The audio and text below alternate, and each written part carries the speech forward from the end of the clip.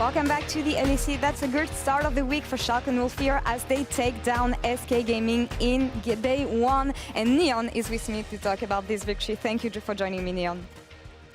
Hey, what's up?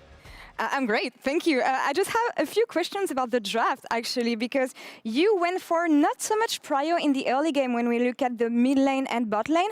What made you confident that would you have the upper end in the later stages of the game and you would actually need it? Well, let's just say we had like some mishap in draft, I would say. So we ended up with not too many pushing lanes, but we had like a comp that can always come back because you can fight so well, right?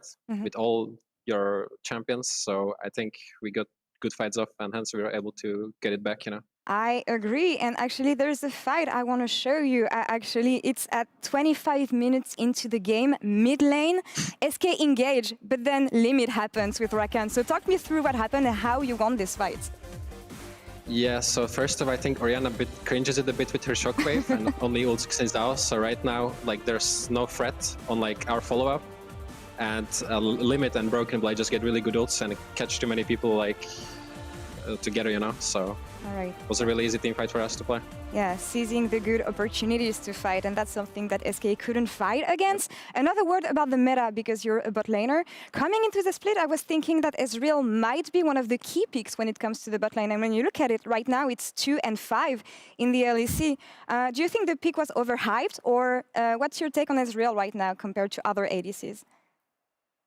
Well, I think it's very strong, although I would say in solo queue it's a bit stronger because you tend to get less banished with your weak early game. But like on the highest level, it's a bit less good, I think, because enemy will always get something. So you're most likely playing from behind. So it's like a pick that you really want to be in lane with, because then it becomes really OP.